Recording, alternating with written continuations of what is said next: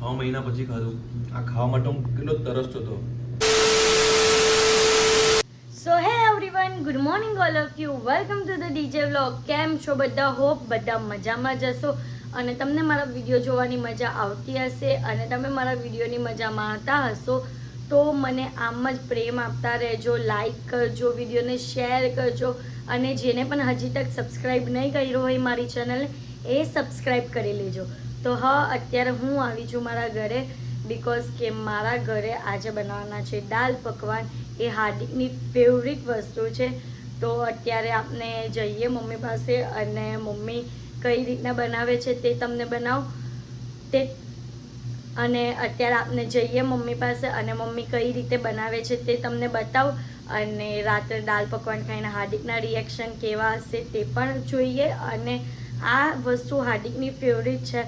તો ચલો જઈએ અને મમ્મી કઈ રીતના બનાવે છે તે જોઈએ. મમ્મી, આ આપણે જે દાલ પકવાન તું બનાવવાની છે તેના માટે તે દાળ તો મૂકી દીધી, બીજું એમાં શું જોઈએ? ખજૂરની ચટણી. તો ખજૂરની ચટણી આ રેડી થઈ જ ગઈ છે ને બીજું એમાં શું જોઈએ? ગ્રીન ચટણી. બરાબર, એટલે તે બધું કમ્પ્લીટ કરીને જ રાખ્યું છે. ખાખરા. ખાખરા તો આ એની મેઇન ઇન્ગ્રીડિયન્ટ છે એમ?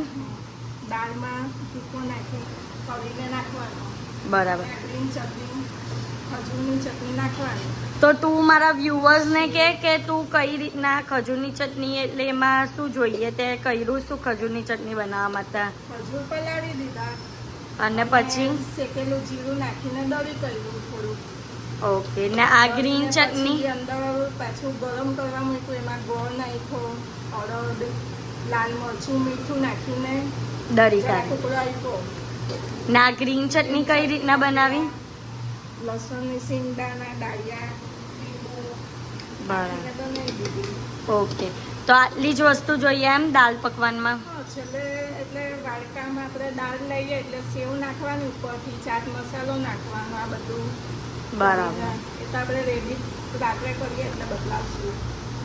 તો આ રીતે અમે દાલ પકવાન બનાવીએ છીએ અને જ્યારે અમે લોકો જમશું અને આ દાલ પકવાનની ડીશ રેડી કરીશું ત્યારે તમને ફાઇનલ લુક બતાવીશ કે કઈ રીતના આ વસ્તુને મિક્સ કરીને કઈ રીતના અમે દાલ પકવાન બનાવીએ છીએ અને હાર્દિકના રિએક્શન લેશું કે એમને કેવું લાગે. આમ તો એમને મમ્મીના હાથનું આ દાલ પકવાન બહુ જ ભાવે છે. તો કંઈ નહીં, આજે પાછું એમને બહુ ટાઈમ પછી ખાશે તો આપણે પાછું એમને પૂછશું. તો જો ગાઈઝ, મારા પપ્પા મારી મમ્મી માટે એક સરસ મજાની વસ્તુ લાવ્યા છે.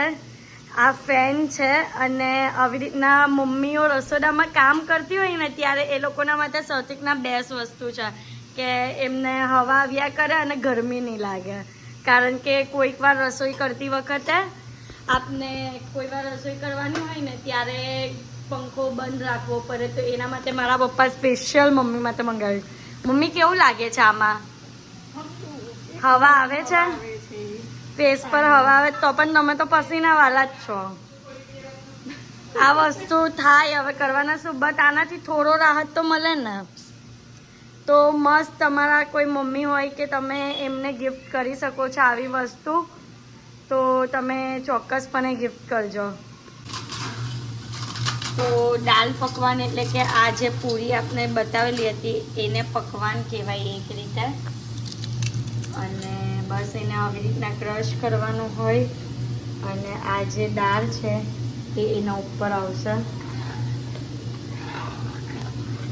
અને ગરમ ગરમ જ દાળ નાખવાની આ ટાઈપ.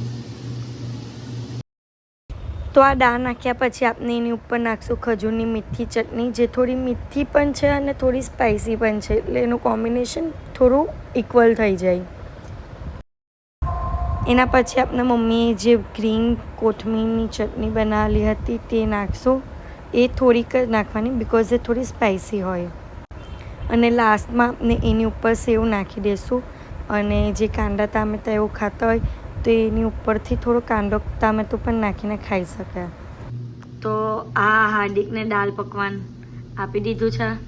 તો હવે ટેસ્ટ કરો હાર્દિક, કેવું લાગે તે કહો. આમ તો ખબર જ છે કે બહુ ફાઇન લાગે છે. 6 મહિના પછી ખાધું. આ ખાવા માટે હું કેટલો તરસતો હતો. એવું મારી છે? સાસુજીને હું રિક્વેસ્ટ કરતો હતો કે બનાવો. બરાબર. ખબર નહીં, મને બહુ આજીજી કરાવી પછી મને ખવડાવ્યું અને બહુ મજા આવે ખાવાની.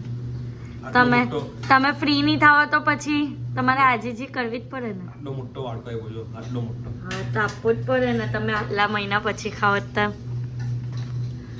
તો હવે મજામાં નો દાલ પકવાનની તમારે. મજા આવવાની યાર.